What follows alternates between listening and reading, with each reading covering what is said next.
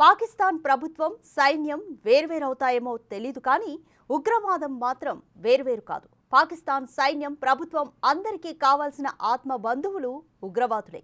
Operation Sindoor ద్వారా భారత్ వారి ఉగ్రవాదులను దారుణంగా దెబ్బతీసింది. ఆ సమయంలో బయటపడింది పాకిస్తాన్కి ఉగ్రవాదులకు ఉన్న సంబంధ బాంధవ్యాలేంటో.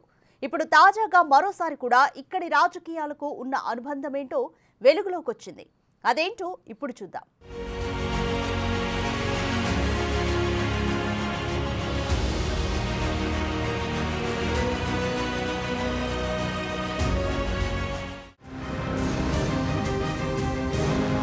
ఇదిగో ఇతన్ని చూసారా? పేరు సైఫుల్లా కసూరి. ఇతడి హోదా ఎల్ఈటీ కమాండర్. పెహల్గాం ఉగ్రదాడికి ప్రధాన సూత్రధారిగా పేరు. ఆపరేషన్ సింధూర్లో జస్ట్ మిస్ అయ్యాడు. అలాగని ఇతడేం పెద్ద ఫీల్ అవటం లేదు. మన ఉగ్ర కార్యకలాపాల ద్వారా ఇందరి ప్రాణాలు పోయాయన్న కనీస పశ్చాత్తాపం లేదు. ప్రస్తుతం ఇతడు చేస్తున్న కామెంట్ ఏంటంటే, నేనిప్పుడు ఎంతో ఫేమస్ అని, ఏదో పెద్ద ఘనకార్యం చేసినట్టు బిల్డప్ ఇస్తున్నాడు. పాకిస్తాన్లో ఒక ర్యాలీ జరిగింది. అదేంటంటే, పాకిస్తాన్ తన అణు పరీక్షల వార్షిక స్మారక దినోత్సవం జరుపుకుంటోంది. తక్బీర్ పేరిట జరుపుతోన్న ఈ కార్యక్రమాన్ని నిర్వహించింది పాకిస్తాన్ మర్కజీ ముస్లిం లీగ్. PMML గా పిలిచే ఈ రాజకీయ పార్టీ మరేదో కాదు, హఫీజ్ సయీద్ కనుసన్నల్లో నడుస్తుంది. ఈ ర్యాలీలో పాల్గొన్న ఎల్ఈటీ కమాండర్లు భారత వ్యతిరేక నినాదాలు హోరెత్తించారు. లష్కరే చీఫ్ హఫీజ్ సయీద్ కుమారుడు తల్హా సయీద్ కూడా ఈ ర్యాలీలో పాల్గొన్నాడు. పెహల్గాం దాడి సూత్రధారి కసూరి, ఆ దాడి వెనుక టెర్రర్ నెట్వర్క్ నడిపిన తల్హా సయీద్ అందరూ కలిసి రాజకీయ ర్యాలీలు నిర్వహించారు. దీంతో పాటు తాము చేసిన పాపానికి ఎంత మాత్రం చింతించలేదు. బహిరంగ ప్రదర్శనలు చేయటంతో పాటు బహిరంగ ప్రకటనలు సైతం గుప్పిస్తున్నారు. పంజాబ్ ప్రావిన్స్ లోని కసూర్లో జరిగిన ర్యాలీలో పాల్గొన్న కసూరి తానిప్పుడు వరల్డ్ వైడ్ గా అందరికీ తెలిసిపోయానంటూ సగర్వంగా చాటి చెప్పుకుంటున్నాడు. गुज़श्ता दिनों जम्मू कश्मीर के इलाका पहलगाम में जो हमला हुआ है और 27 जानों का ज़िया हुआ है, हम इसकी पुरजोर मजम्मत करते हैं। इस हमले की आड़ में हिंदुस्तान के मीडिया ने मुझे मोर्द इल्जाम ठहराया, फौरी तौर पर पाकिस्तान पर इल्जाम तराशी की है और गुज़श्ता 24 घंटे हिंदुस्तान का मीडिया इल्जाम तराशियों पर उतरा हुआ है, तो ये भी नहायत अफसोसनाक वाक़या है। और अब हिंदुस्तान ने सिंतास मुआहदे को भी मुस्तरद कर दिया है और मुअत्तल कर दिया है और पाकिस्तान के वो पानियों को रोकना चाहता है और पाकिस्तान की ज़राअत को, पाकिस्तान की सनत को वो तबाह करना चाहता है। वो एक जंगी दुश्मन है। उसने मकबूजा कश्मीर में भी 10 लाख फौज भेज के एक जंग की कैफियत पैदा की हुई है।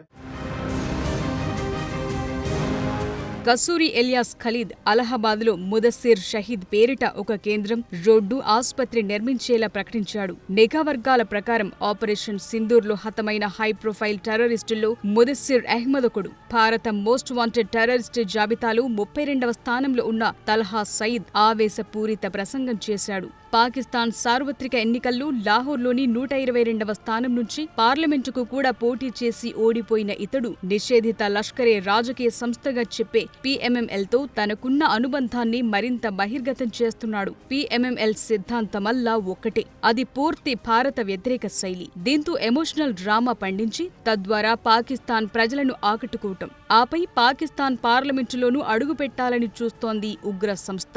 ఒకవేళ అదే నిజమైతే వచ్చే రోజుల్లో పాకిస్తాన్ని లష్కరే PMML పేరిట పాలించినా ఆశ్చర్యం లేదని అంచనా వేస్తున్నారు విశ్లేషకులు. ఇప్పటికే PMML పాకిస్తాన్లోని ప్రధాన నగరాలైన లాహోర్, కరాచీ, ఇస్లామాబాద్, ఫైసలాబాద్ వంటి ప్రాంతాల్లో తన ప్రాబల్యం పెంచుకుంటూ వస్తోంది. ఈ పార్టీ హఫీజ్ సయీద్ విడుదల చేయాలని డిమాండ్ చేస్తోంది. దీంతో పాటు సింధు జలాల ఒప్పందం రద్దు ద్వారా భారత్ జల దురాక్రమణకు పాల్పడిందంటూ ఆరోపిస్తోంది. ఈ దిశగా నిరసనలు చేపట్టింది PMML.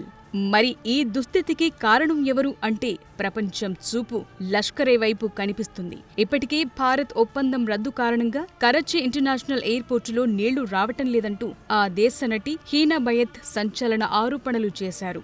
లష్కరే ముసుగులో చేయాల్సిన దేశద్రోహం చేసి దానికంటూ ఒక రాజకీయ ముసుగు కప్పి PMML పేరిట ఈ ఉగ్ర సంస్థ చేస్తున్న రాజకీయం అర్థం కాక అక్కడి ప్రజలు అష్ట కష్టాలను అనుభవిస్తున్నారు. పాకిస్తానీయులు నిజంగా చైతన్యవంతులైతే హీనా బయత్ లాంటి డేరింగ్ డాషింగ్ మహిళల ప్రేరణతో రోడ్లపైకొచ్చి టెర్రరిస్ట్ ఫ్రీ కంట్రీగా పాకిస్తాన్ని చేయాలంటూ నినదించాలి. కానీ దరిద్రమేంటంటే పాకిస్తాన్లో ఈ దిశగా రాజకీయ చైతన్యం కరువు కావటంతో ఇదిగో ఈ పరిస్థితి.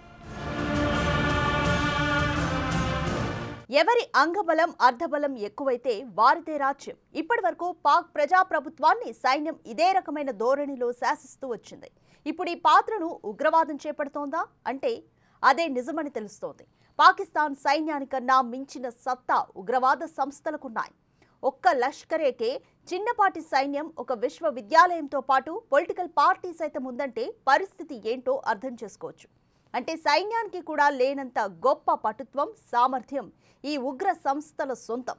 జైషే సైతం తాను దెబ్బతిన్నందుకేమీ పశ్చాత్తాపం వ్యక్తం చేయడం లేదు. కొత్త రిక్రూట్మెంట్స్కు తెరలేపింది.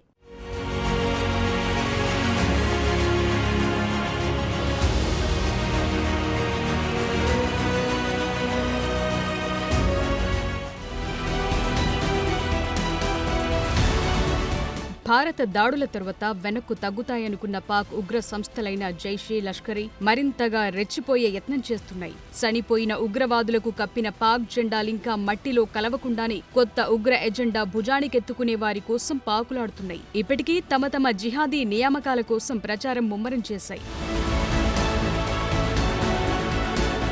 జరిగిన నష్టం పూడ్చుకోవటంలో భాగంగా 100 మంది పోతే 1000 మందినైనా రిక్రూట్ చేయాలన్న కసి, క్రోధంతో ఈ సంస్థలు చెలరేగిపోతున్నాయి. కొత్త రక్తం ఎక్కించడానికి తీవ్రంగా ప్రయత్నిస్తున్నాయి.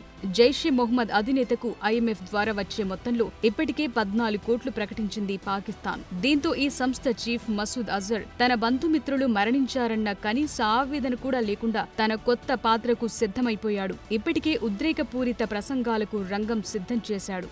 పెహల్గాం దాడి జరిగిన 15 రోజుల తరువాత అంటే మే 7న భారత్ తన వైమానిక దాడుల ద్వారా లష్కరే, జైషే 2 ప్రధాన సంస్థల స్థావరాలను దారుణంగా దెబ్బతీసింది. వాటి నుంచి వెంటనే కోలుకున్న జైషే తన జిహాదీ భావజాలాన్ని ప్రచారం చేయటానికి విరాళాలు కోరటానికి సమాయత్తమైంది. ఇన్స్టా, టిక్టాక్, ఎక్స్, వాట్సాప్ గ్రూపుల ద్వారా పిలుపునిస్తోంది. భారత్ అంటే మీరు ఊగిపోతారా? జిహాదీలో భాగంగా ఆ దేశ భూభాగానికెళ్లి ప్రాణం కోల్పోవడానికి కూడా లెక్క చేయరా? అయితే మీకు బంపర్ ఆఫర్, మాతో చేతులు కలపండి అంటూ జైషే సంస్థ దారుణమైన ప్రచార కార్యక్రమాన్ని నిర్వహిస్తోంది.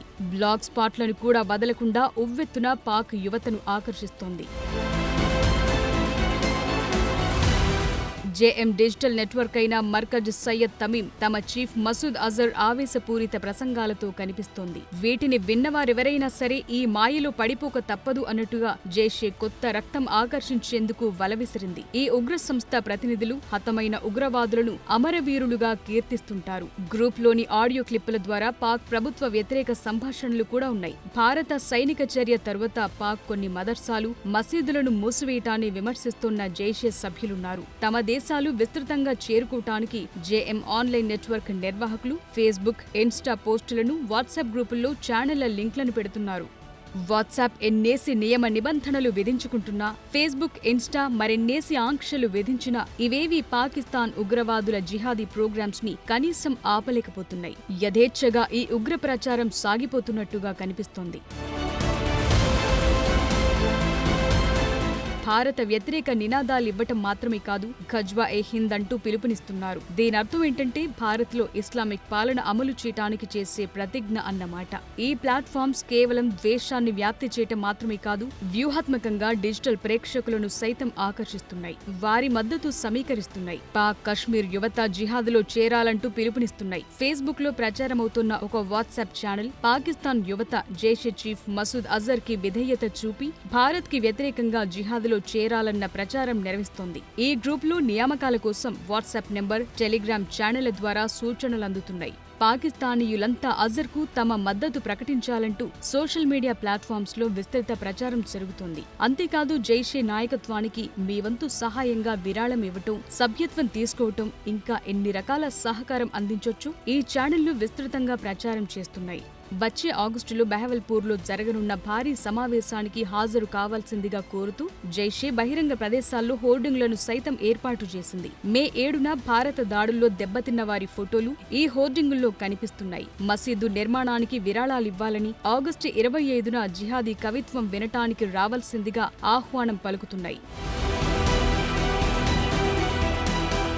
ఒక పక్క మే 28న ఐక్యరాజ్య సమితి ఉగ్రవాదిగా ప్రకటించిన లష్కర్ కమాండ్ సైఫుల్లా కసూరి నేను ఫేమస్ అని బహిరంగ ప్రకటనలు చేస్తున్నాడు. ఇంకో పక్క మరో most wanted LET terrorist Amir Hamza Kashmir బనేగా పాకిస్తాన్, జమ్మూ బనేగా పాకిస్తాన్, పంజాబ్ బనేగా పాకిస్తాన్ అంటూ నినదిస్తున్నాడు. ఇక జైషే ముహమ్మద్ సోషల్ మీడియా వేదికగా చెలరేగిపోతూ కనిపిస్తోంది. ఈ ఉగ్ర సంస్థలు తమపై జరిగిన దాడులకు ఎంత మాత్రం కలత చెందకుండా పాక్ ప్రభుత్వ ప్రోత్సాహంతో మరింత ముందుకెళ్లే ఎత్తుగడ వేస్తున్నాయి. ఇలాంటి వారిని ఎంకరేజ్ చేస్తున్న పాకిస్తాన్కి IMF, వరల్డ్ బ్యాంక్ $1 బిలియన్ కొద్దీ నిధులు ఇవ్వటం ఎంతవరకు సమంజసం అన్న ప్రశ్నకు ఆస్కారం ఏర్పడుతోంది.